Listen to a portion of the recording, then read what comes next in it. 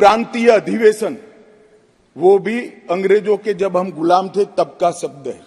Crown के प्रतिनिधि का सम्मान, London gazette, jury, Lahore court, United Kingdom of Great Britain and Ireland, Commonwealth,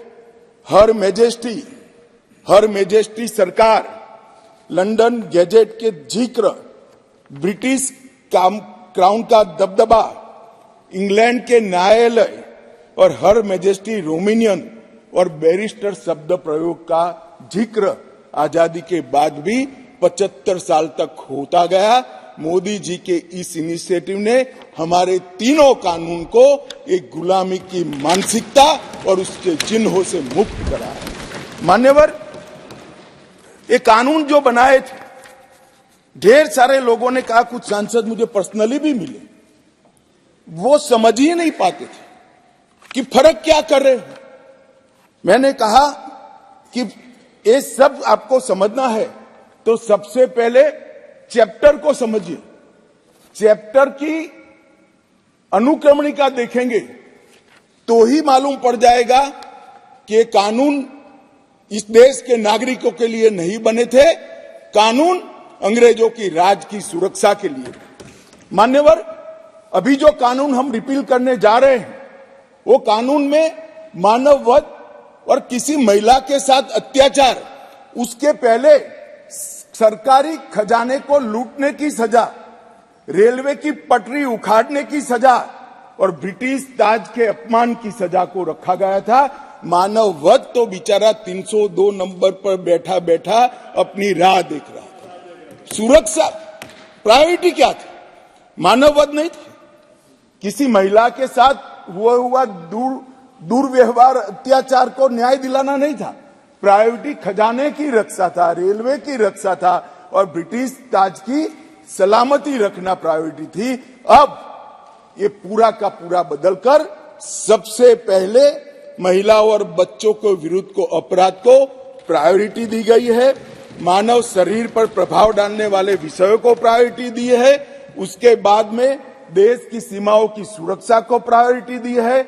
उसके बाद में सेना, नौसेना, वायुसेना के संबंधित अपराधों को लिखा गया है। उसके बाद इलेक्ट्रोल अपराधों को लिखा गया है। उसके बाद सिक्के, करेंसी नोट, बैंक नोट और सरकारी स्टैंप के साथ छेड़खानी को लिया गया है।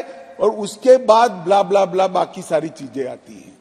तो पहली बार हमारे संविधान का जो स्पिरिट है, वो स्पिरिट के हिसाब से कानून अब मोदी जी के नेतृत्व में बनने जा रहा है। मुझे गौरव है कि तीनों कानूनों को 150 साल के बाद बदलने का और वो बिल को पायलट कर इस सदन में लाने का गौरव मुझे प्राप्त हुआ है। मान्यवर, जो कहते थे कि हम नहीं समझते हैं, मैंने कहा कि अगर मन खुला रखोगे और मन भारतीय रखोगे तो समझ में आ जाएगा। मन अगर इटली का है तो कभी समझ में नहीं आएगा। मान्यवर, मन का सवाल होता है, भाषा का सवाल नहीं होता है। मन अगर यहाँ का है तो तुरंत समझ में आ जाता है, मन अगर यहाँ का नहीं है तो कभी समझ में नहीं आएगा। मान्यवर, इसमें बहुत सारी चीजों पर हमने थ्रस्ट दिया है। आतंकवाद की व्याख्या अब तक किसी भी क्रिमिनल जस्टिस सिस्टम के कानून में नहीं थी। पहली बार मोदी सरकार आतंकवाद को अब व्याख्यायित करने जा रही है, जिससे इसका कोई लूपहोल्स उठाकर आगे फायदा न ले पाए। मान्यवर, इसके साथ साथ राजद्रोह को देशद्रोह में बदलने का काम किया। पहले राजद्रोह की व्याख्या थी, मैं आगे डिटेल में बताऊंगा। राज से मतलब शासन था, भारत नहीं था। किसी भी राज्यकर्ता के खिलाफ कोई भी कुछ बोलता था तो इसके पर अपराध, राजद्रोह का कानून लग जाता था। हमने व्यक्ति की जगह देश को रखा है। व्यक्ति की टीका ये लोकतंत्र का सबसे अच्छा लक्षण है और देश को नुकसान करने वाले को कभी बख्शना नहीं चाहिए। ये दृढ़ता भी इसमें है। राजद्रोह को इतने साल के बाद देशद्रोह में परिवर्तित करने का काम ये कानून करेगा। मान्यवर, ये कानून में आज इस सदन के सभी सभासदों को गारंटी देना चाहता हूं कि आने वाले 100 साल के टेक्निकल इनोवेशन जितने भी होंगे, इसकी कल्पना कर कर हमारी न्यायिक पद्धति को इससे सुसज्ज करने के लिए सारे प्रोविजन इसी कानून के अंदर कर दिए गए हैं और सारी टेक्नोलॉजी का उपयोग कर कर जल्दी न्याय बने, इसके लिए भी हम आगे बढ़ रहे हैं। मॉब लिंचिंग का प्रावधान भी किया है। एक बार मैं किसी भाषण में चिदम्बरम साहब को सुन रहा था। उन्होंने कहा कि गृह मंत्री की परीक्षा है कि नया कानून लेकर आएंगे तो मॉब लिंचिंग का क्या करेंगे। चिदम्बरम साहब, ना आप हमारी पार्टी को समझे हो, ना हमारे सिद्धांतों को समझे हो। हमारी पार्टी की केवल एक और एक आइडियोलॉजी है, भारत का उत्कर्ष।